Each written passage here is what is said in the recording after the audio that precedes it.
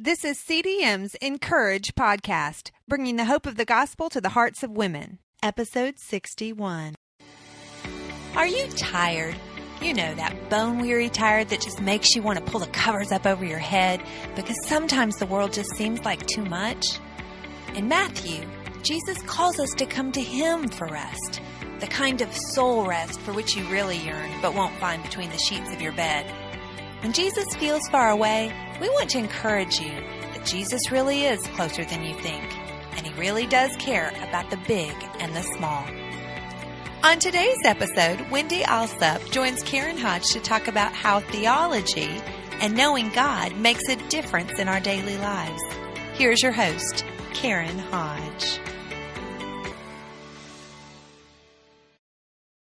Welcome, friends, to the Encourage podcast. My name is Karen, and I have the privilege of serving as the coordinator for women's ministries in the PCA. And one of my great joys is connecting you to amazing people and amazing resources. So today you're going to get to know somebody who is both a person and has got a lot of great resources for you. So welcome, Wendy Alsup. Thank you. It's great to be on here with you. I'm glad to have you, and I'd love for everybody to know just a little bit about who you are, your family, where you live, what you're passionate about. Yeah, I'm a single mom. I live in the low country of South Carolina on our family farm. I have 12 and 13-year-old boys, and I would say I'm passionate about teaching.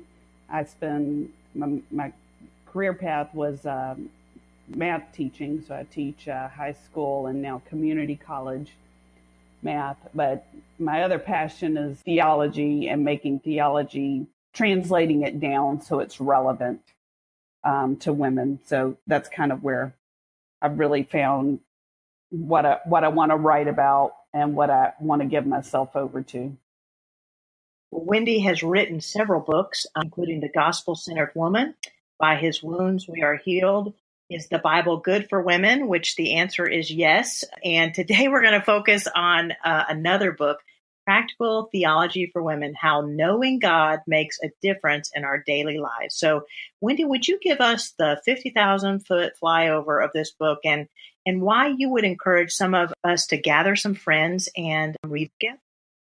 Yeah, this book really encapsulates my passion or my burden. It's a burden that I experienced as I was coming to understand the doctrines of grace in my 20s. I came from more of an independent Baptist background, and as I came to understand more of the Reformed faith, it just was beautiful and meaningful, and I was very hungry for it. But I remember talking with a friend once that we had grown up together in this same church and asking them if I wanted to talk with them about some of these doctrines I was learning. And they said to me, they did not want to engage with theology or doctrine because they felt like it only led to arguments, and they were more interested in just some kind of principle from Scripture or a thought for the day, kind of give me some kind of, help for today.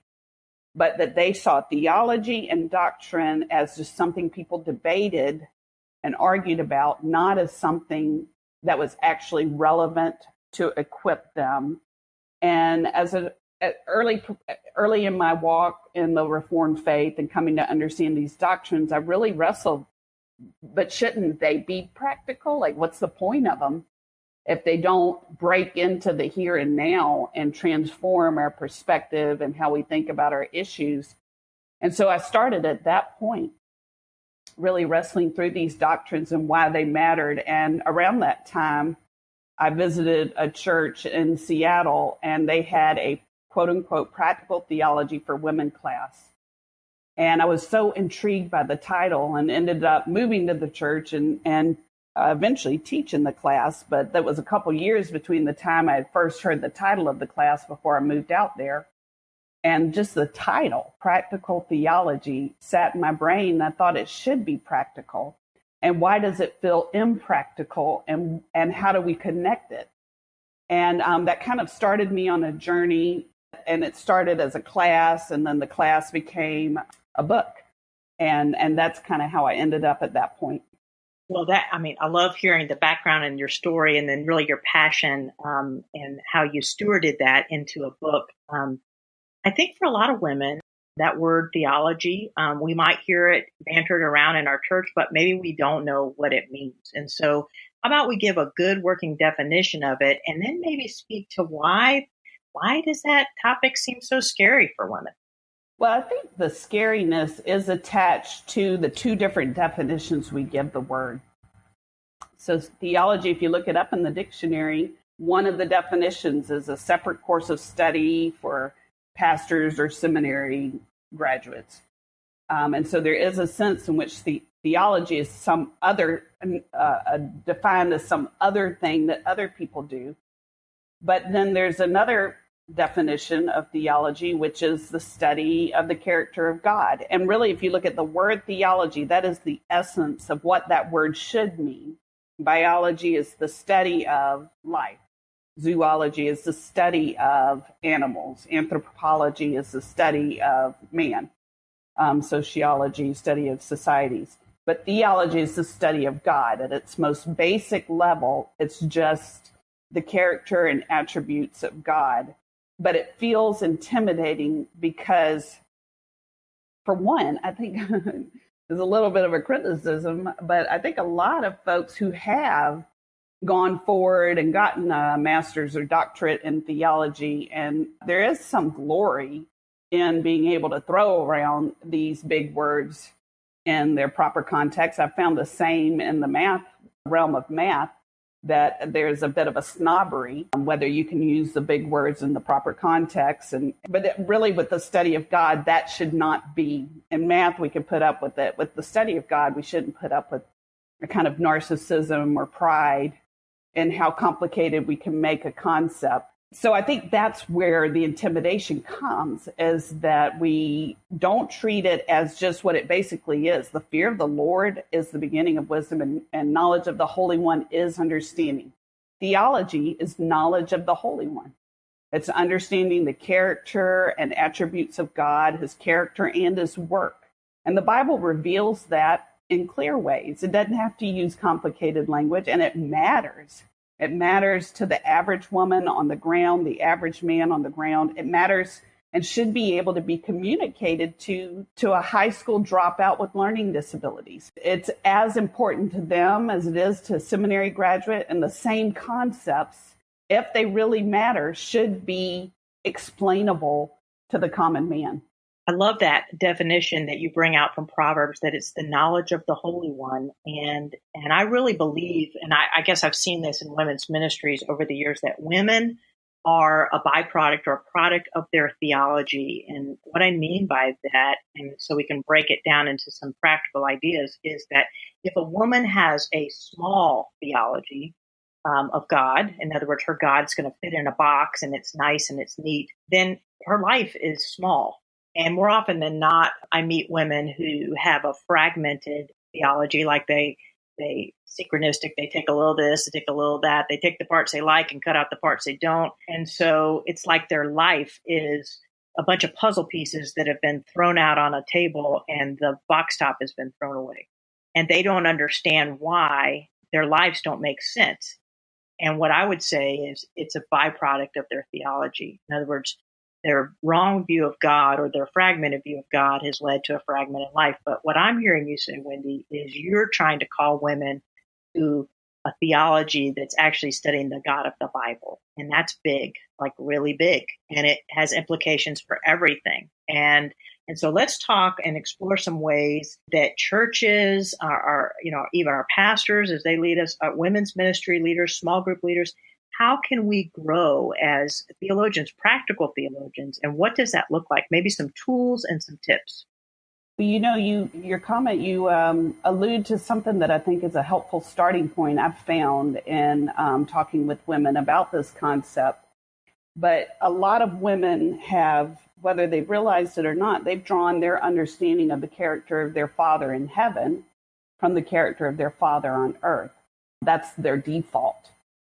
And until you actually examine your beliefs about God against what Scripture actually says, you don't even necessarily realize what you believe about God. I've had several friends who were abandoned by their fathers, and even some whose fathers just died early in youth, and they saw God, had to struggle to believe God was present with them. And then others that had fathers who were abusive, and they struggled to believe God loved them. But it is an interesting starting point to think back, what are your default views of God that have no scripture to support them? It's just kind of where you start off as. But then the good news, I think, for modern women's ministry is that along with just whatever conversations we have better tools, I think, now than we've had for a long time in terms of good women writing deeply theological works that are not simultaneously intimidating. And I feel like Amy Bird she opened the door a little bit with housewife theologian Jen Wilkins' current books, In His Image and None Like Him, are both really good resources. But we have better resources now where folks are realizing this matters, and how do I communicate it, though, in ways that don't create a hurdle. I don't want my language to create a hurdle. I don't want the style of the book to create a hurdle. For a lot of women, you hand them your average theological book, even, classics like Knowing God, or these are not horrible books, but for some folks, they're pretty intimidating.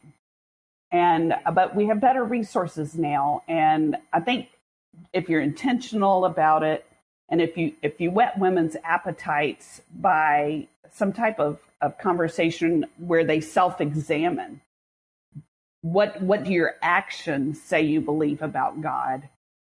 Do you think that those beliefs that your actions show you have, maybe your fear, your worry, your anxiety, your anger, when circumstances go wrong, use that as a starting point and work backwards. What is it showing I believe about God? And then how do I work backwards to what the Bible actually says, so that I can apply it back and circle back and correct my actions in light of what I truly believe or truly should believe about God? Bingo. I mean, you just hit the nail on the head of where many of us can tend to live. And I know in the PCA, a lot of times theology, theological works can be our love language. And it's like we eat them for breakfast. We love them so much. And yet, as you have pointed out, knowledge can puff up.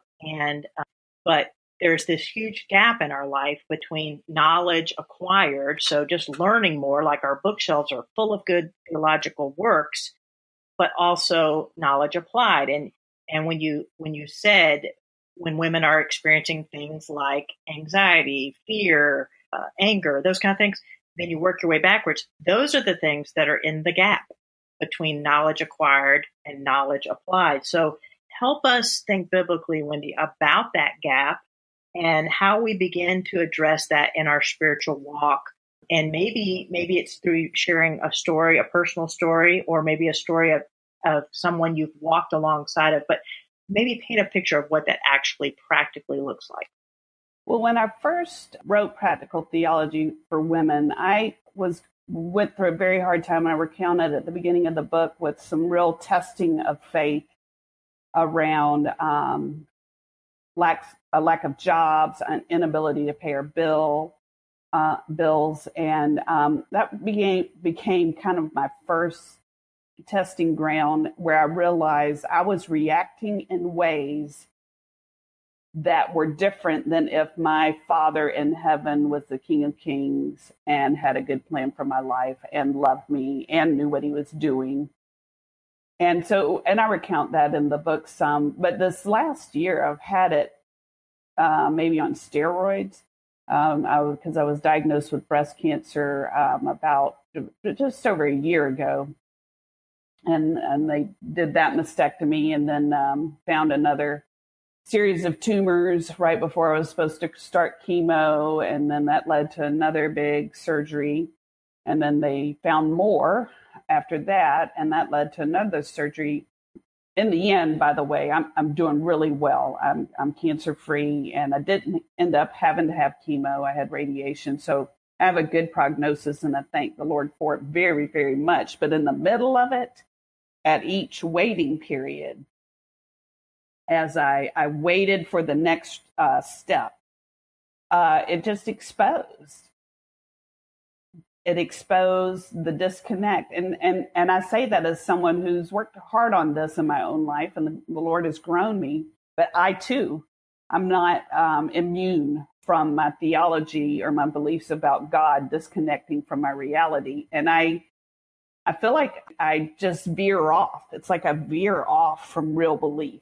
And I had to really spend a great deal of time with the Lord in prayer and Bible study to bring back my beliefs. What is it I believe about God? Because, in certain moments in life, your cheesy sayings or whatever the snippets that you have quoted to yourself in times past don't work in the same way. Like you don't need a Band-Aid, you need surgery, And so I had to do a lot of surgery over and over and over again on my own thoughts and my own heart. What is it I believe? Expose again. This is what my response right now is showing that I believe about God. And what is it I truly believe about God? And not in a self-condemning way. God held me fast regardless, and Jesus covered my sin and of fear, my unbelief. He covered it at his death on the cross. So I felt like God was gentle with me. But it was this repeated pattern of, I don't think this response, Wendy, looks like you believe I love you and I can be trusted. And you said so many good things in that passage, Wendy. When you were just talking, one thing you kept saying, what I believe. Well, that is the difference between knowing that knowledge acquired and knowledge applied. Knowledge applied is belief. Right. It's what you're standing on in the middle of cancer. Right. That's what I'm hearing you say.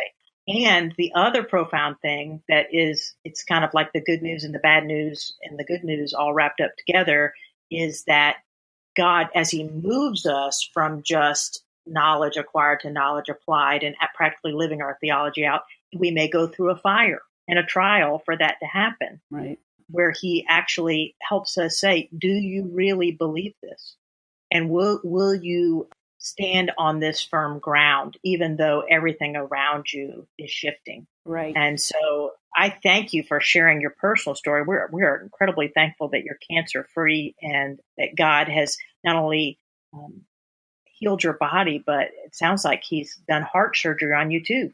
He has. And the funny thing is so I've been really relieved. I've got a good prognosis. And then just a few weeks ago, I got diagnosed with something else, and it's not at all life-threatening. But it was really interesting to me how I went right back to the bad place. And the Lord had to work through me again. And it reminded me a lot of manna in the wilderness.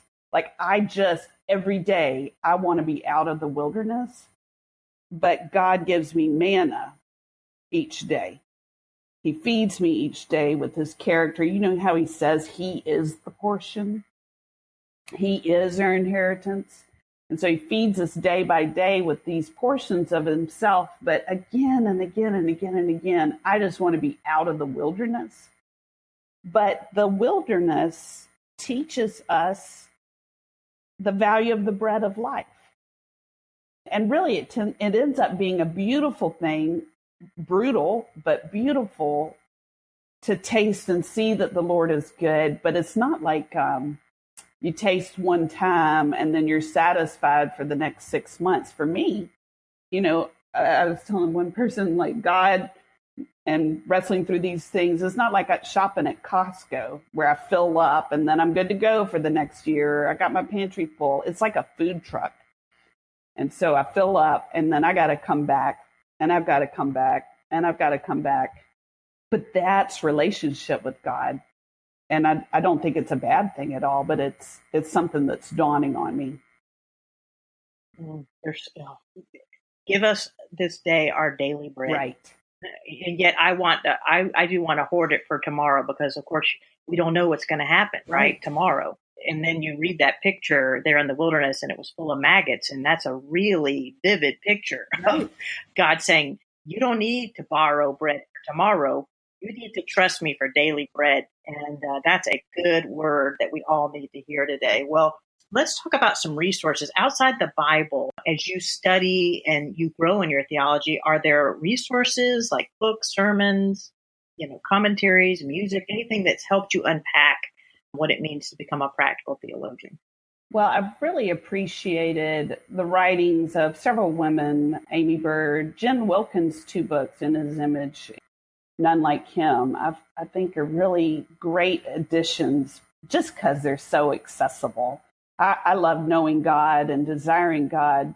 But, the funny thing is, and maybe this is why I'm sensitive to it for other women, I finished neither of those books.